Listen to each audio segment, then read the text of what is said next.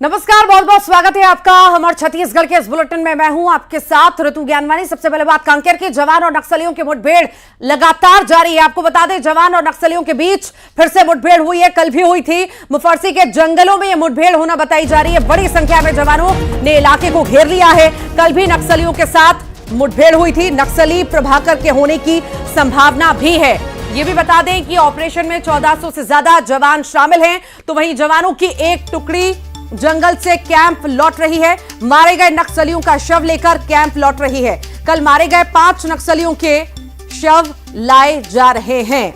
तो बड़ी सफलता कहीं ना कहीं नक्सलवाद के खात्मे में मिल रही है लगातार। और जो लक्ष्य रखा गया है उसके करीब पहुंचते जवान, पहुंचती सरकार।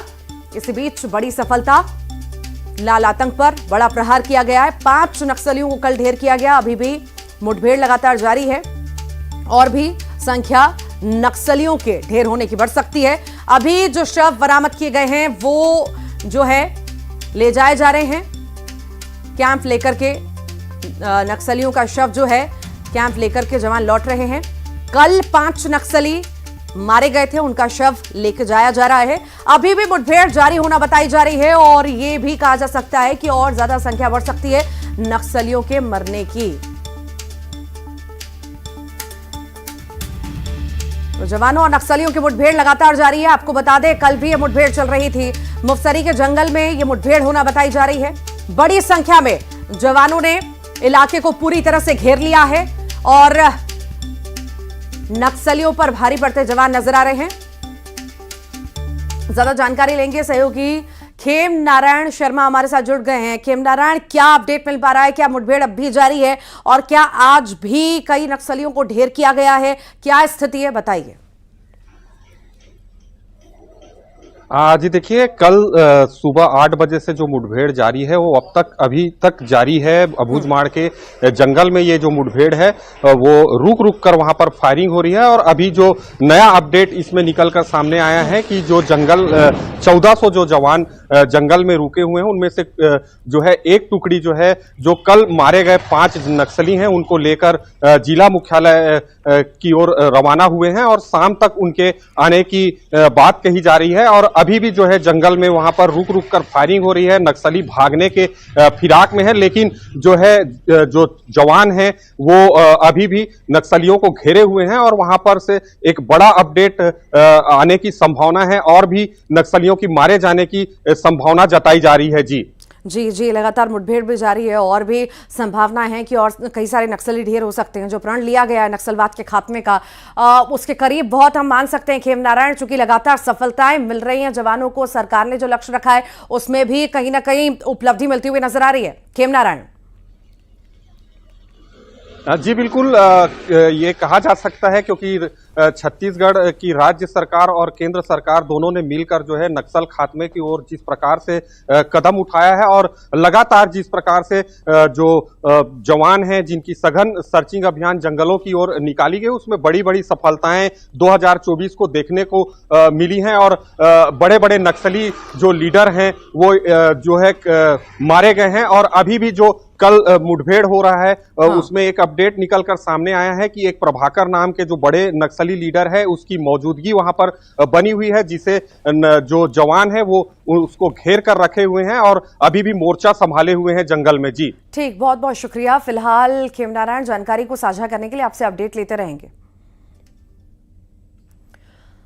सीएम विष्णुदेव साय ने धमतरी के बैडमिंटन खिलाड़ी रितिका से वीडियो कॉल के जरिए बातचीत की और बात करते हुए सीएम साय उसके बैडमिंटन के हुनर को सराहते नजर आए। ये पूरी खबर आपको दिखाएंगे, बताएंगे, पर उससे पहले बड़ी खबर आपको बिलासपुर से बताएं, जहां पर बिलासा चौक के पास अमृत मिशन योजना की पाइपलाइन फूट गई है, जिसकी वजह से हजारों लीटर पानी बर्बाद हो चुका है। इसकी वजह से आसपास के इलाकों में भी पानी भर चुका है।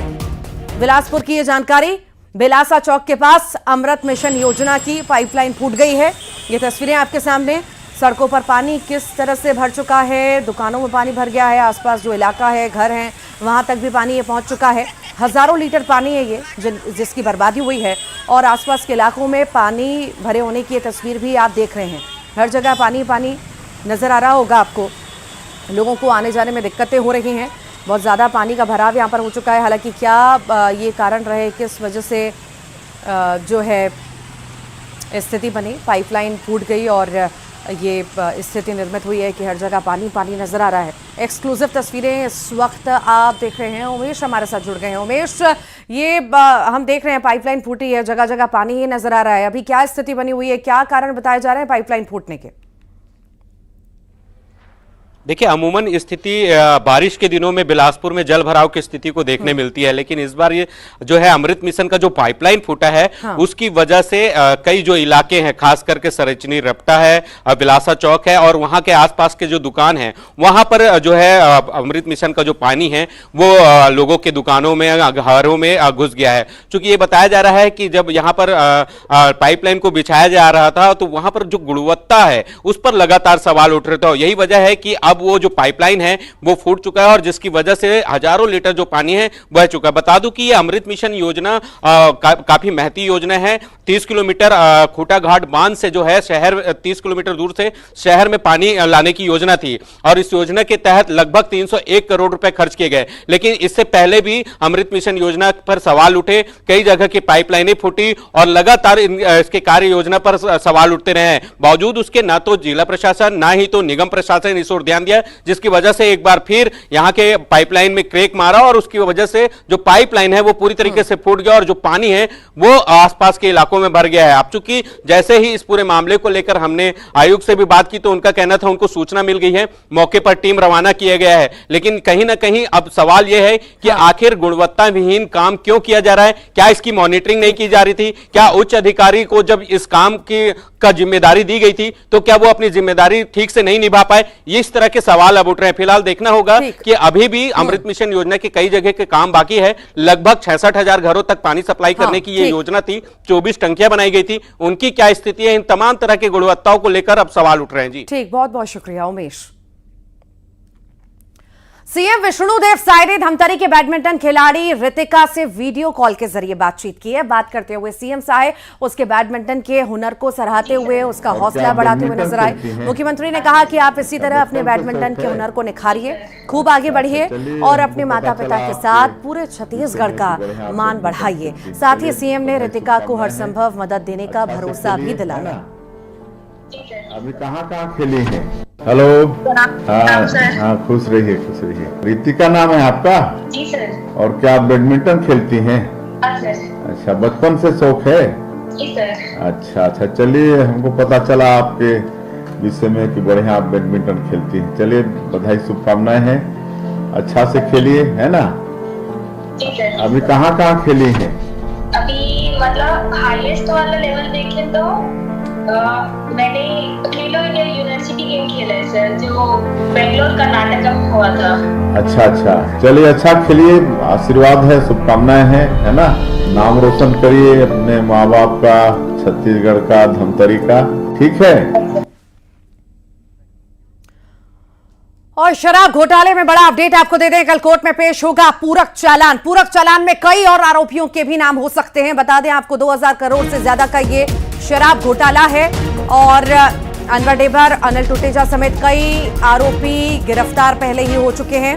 इन्हें रिमांड पर भी लिया गया और अब आपको बताएं कि कल चालान पेश होना है, पूरक चालान पेश होगा और ऐसा माना जा रहा है कि इसमें कई और भी नाम शामिल होंगे और नाम शामिल होंगे तो गिरफ्तारियां भी बहुत जल्द, ऐसा माना जा रहा है, और भी कई सारी गिरफ्तारियां होंगी।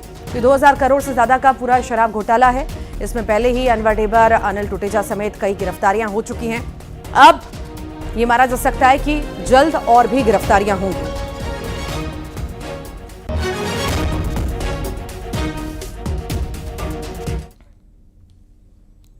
रायपुर का जिक्र करते हैं। किसान के घर चोरी का मामला सामने आया है। वारदात के 20 दिन बाद एफआईआर दर्ज हुई है। आला अधिकारियों की पहल पर मामला दर्ज हुआ। किसान के घर में 62 लाख रुपए की चोरी हुई थी। एफआईआर दर्ज होने के बाद भी मौके पर पुलिस नहीं पहुंची थी और लगातार चक्कर थाने के काटे जा रहे थे। अब आपको बताएं कि किसान के घर चोरी के मामले में एफआईआर हुई है। 20 दिन बीत चुके हैं, अब जाकर के एफआईआर हुई है। आला अधिकारियों की पहल पर यह एफआईआर हुई। दरअसल 62 लाख रुपए की चोरी हुई थी किसान के यहां पर और एफआईआर दर्ज होने के बाद भी मौके पर जो है पुलिस नहीं पहुंची। अब जाकर के आला अधिकारी पहुंचे हैं और अब इस मामले में जल्द खुलासा होने की उम्मीद है।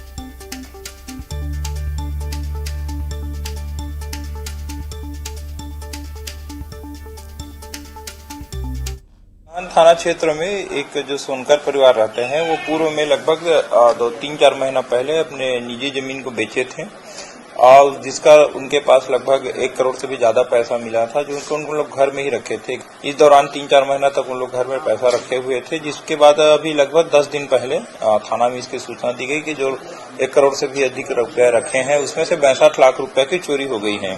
और प्रथम दृष्टया जो मामला है थोड़ा संदिग्ध लग रहा है, क्योंकि जिस जगह में पैसा था वहाँ उससे भी ज्यादा पैसा था, उसमें से लगभग आधे पैसा की चोरी होना बताया है। तो चूंकि घर में बहुत सारे लोग रहते हैं, इसलिए इनसे पूछताछ करके अब जो प्रकरण में जो घटना बताए हैं उसके सत्यता का परीक्षण करके आगे उसमें विधिवत कार्रवाई है। चोर गिरोह आते हैं, चोरी की घटना को अंजाम दे करके वो फरार हो जाते हैं। हम रवेली गांव में बाल मुकुंद जी के यहाँ हैं। देखिए, इसी दीवान पर 62 लाख रुपए रखा था और उसे चोर है वो चोरी करके ले गए। गनीमत ये रही कि इसमें और भी रकम था, लेकिन बड़े आश्चर्य की बात है कि जो मुजगहन पुलिस है, चोरी की घटना को 20 दिन बीत जाने के बाद अभी तक यहाँ पर पीड़ित के घर नहीं आए हैं। और ये पूरा किस तरह का ये मामला है, हम सीधा उन्हीं से ही, बाल मुकुंद जी से जानेंगे। कितनी रकम थी? नमस्कार भाई।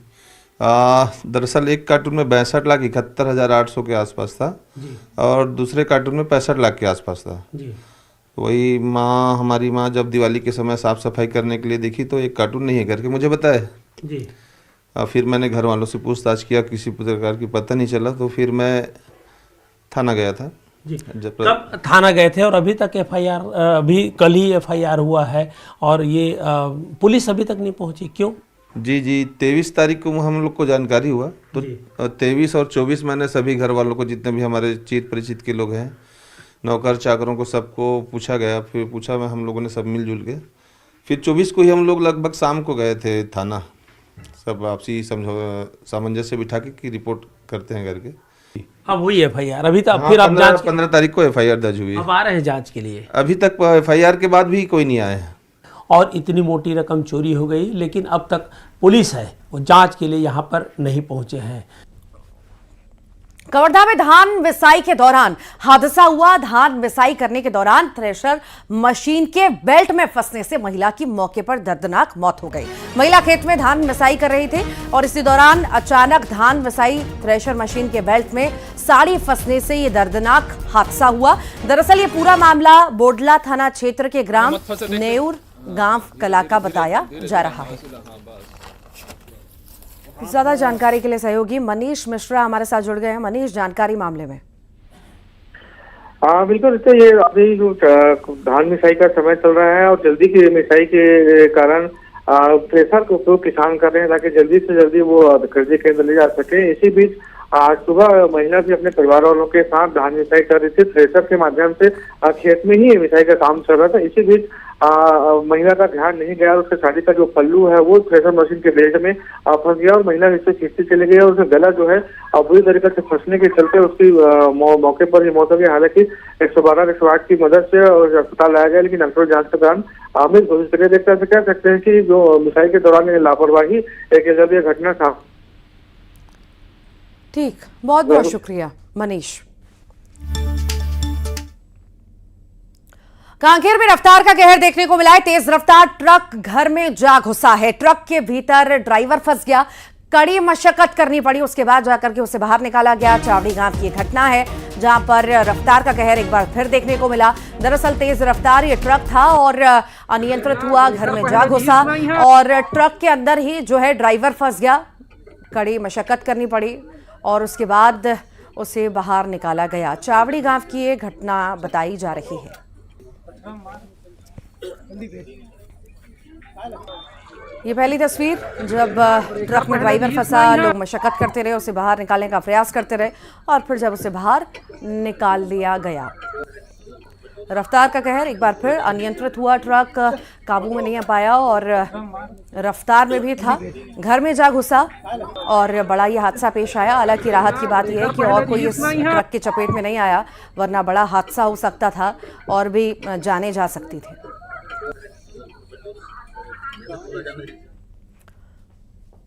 खबर मनेंद्रगढ़ से है, जहां पर सेंट्रल लॉज में युवक का शव मिलने से सनसनी फैल गई है। शव सड़ी गली हालत में मिली है। घटना की जानकारी मिलते ही पुलिस भी पहुंची और मामले की जांच पड़ताल अब पुलिस कर रही है। मनेंद्रगढ़ का यह मामला, सेंट्रल लॉज में युवक का शव मिलने से सनसनी फैली है। शव सड़ी गली हालत में मिली है। घटना की जानकारी मिलते ही पुलिस मौके पर पहुंची, मामले की जांच पड़ताल भी कर रही है।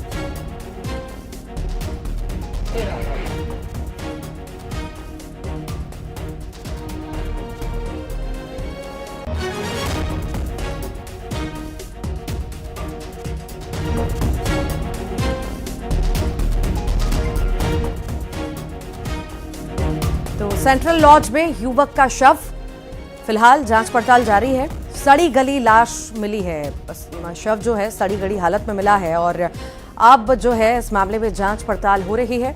पुलिस मौके पर पहुंच चुकी है। ज्यादा जानकारी लेते हैं, सहयोगी सुजीत शाह हमारे साथ जुड़ गए हैं। सुजीत, क्या जानकारी मिल पा रही है शुरुआती जांच पड़ताल में? जी देखिए, बता दो मामला जो है मनेंद्रगढ़ सिटी कोतवाली का है, जहां अंबिकापुर निवासी जो है सौरभ, जो बीएड कॉलेज जो मनेंद्रगढ़ में है वहां पे पढ़ाई कर रहा था, जो कि 3 दिनों से लापता था। परिजन जो है लगातार मनेंद्रगढ़ में आसपास इलाके में खोजबीन कर रहे थे। जहां किराए से रहता था मकान, वहां पे सामान जो भी वो पड़ा हुआ था, जिसके बाद जो है पुलिस को सूचना दी गई कि जो छात्र है, जो हमारा लड़का है, वह नहीं है। जिसके बाद जो लगातार जांच के बाद आज जो है सुबह बस स्टैंड के पास जो बॉडी बरामद हुई है, जिसकी बॉडी जो पहचान जो है सौरभ नाम से हुई, अंबिकापुर निवासी है, जो कि बीएड कॉलेज में पढ़ाई करता था। आखिरी बार जो है मृतक जो है आखिरी बार अपनी मां से बात किया तो काफी परेशान था। जिस अक्सर जताई जा रही है कि आत्महत्या, लेकिन पुलिस जो है मौके पे जांच कर रही है। सूक्ष्म जांच करने के बाद स्पष्ट हो पाया कि आत्महत्या है कि हत्या, फिलहाल जो है मौके पुलिस जांच कर रही है। जी ठीक, बहुत बहुत शुक्रिया सुजीत। सारंगढ़ बिलाईगढ़ जिले में एक बहुचर्चित दुष्कर्म मामले में बड़ा खुलासा हुआ है। पीड़ित महिला ने चौंकाने वाला बयान दिया है। महिला ने अपने पहले लगाए गए आरोपों को निराधार बता दिया और कहा कि जिन लोगों पर उसने दुष्कर्म का आरोप लगाया था वे सभी निर्दोष हैं। महिला के मुताबिक ये आरोप उन्होंने अपने पति की नौकरी बचाने के लिए लगाए थे। ये भी बता दें कि सरसेवा थाना क्षेत्र की एक महिला ने बीजेपी सारंगढ़ बिलाईगढ़ के जिला अध्यक्ष सुभाष जालन, बिलाईगढ़ जनपद पंचायत के सीईओ प्रतीक प्रधान, समिति प्रबंधक मोतीलाल प्रधान और बलौदाबाजार के माखन सिंह कंवर पर दुष्कर्म के गंभीर आरोप लगाए थे। महिला ने इस मामले में पुलिस अधीक्षक को आवेदन देकर सभी आरोपियों के खिलाफ सख्त कार्रवाई की मांग की थी, लेकिन अब महिला ने अपने आरोपों को गलत बताते हुए कहा कि उन्होंने ये आरोप केवल अपने पति की नौकरी जाने की स्थिति में बदले की भावना से लगाए थे।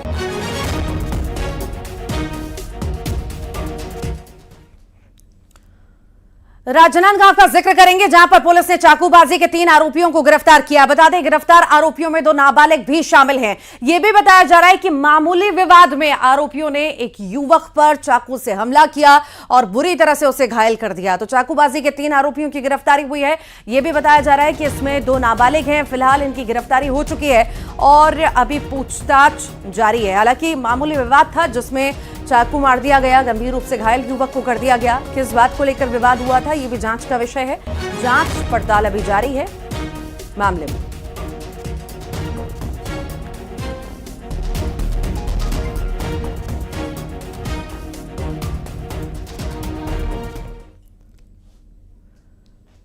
खबर दुर्ग से है, जहां पर पुलिस ने वाहन चोर गिरोह का खुलासा किया है। पुलिस ने इस गिरोह के एक आरोपी को गिरफ्तार किया। इसकी निशानदेही पर पुलिस ने चोरी के 14 बाइकें भी बरामद की। पुलिस के मुताबिक इस गिरोह के सदस्य भिलाई, दुर्ग और रायपुर में वाहन चोरी की वारदातों को अंजाम दिया करते थे और अब इस गिरोह पर शिकंजा कसा गया है। गिरफ्तारी भी हुई है। साथ ही साथ ये बाइक्स जो आप देख रहे हैं ये भी जब्त कर ली गई। तो चोरी की गई बाइकें बरामद की गई हैं। साथ ही साथ ये चोर गिरोह का खुलासा भी हुआ है और चोरों को भी पकड़ा गया है।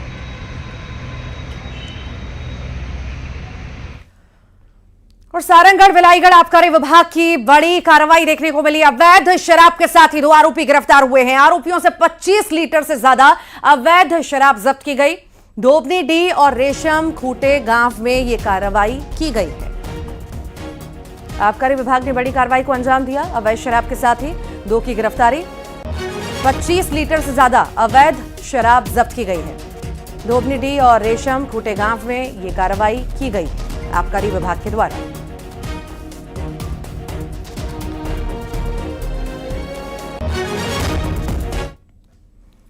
और अब बात गरियाबंद की, जहां पर मैनपुर से भालू का पेड़ पर चढ़कर शहद खाने का एक वीडियो सामने आया है। भालू के दिखने के बाद इलाके में दहशत है, जिसके बाद वन विभाग की टीम ने पूरे इलाके में गश्त भी बढ़ा दी है। भालू दरअसल यहां पर देखा गया और कहीं ना कहीं लोगों में डर है कि भालू उन पर हमला ना कर दे, और इसी वजह से लोग तो दूर रह ही रहे हैं। वन विभाग भी जो है अपील कर रहा है कि आप भालू से दूर रहें, कहीं आप पर यह हमला ना कर दे। ये तस्वीर गरियाबंद की सामने आई है।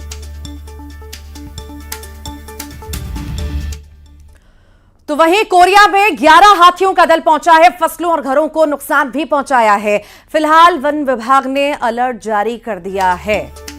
तो 11 हाथियों का दल फसलों को नुकसान भी पहुंचा रहा है, घरों को भी नुकसान अब तक पहुंचा चुका है। लोग डर के साए में जीने को मजबूर हैं। वन विभाग ने अलर्ट जारी किया है।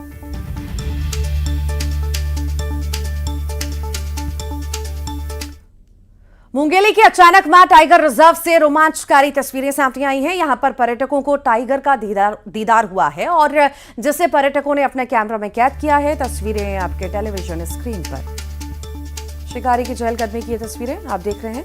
पर्यटक वहां पहुंचे, अपने कैमरा में कैद किया। रोमांचकारी तस्वीरें मुंगेली से सामने आई।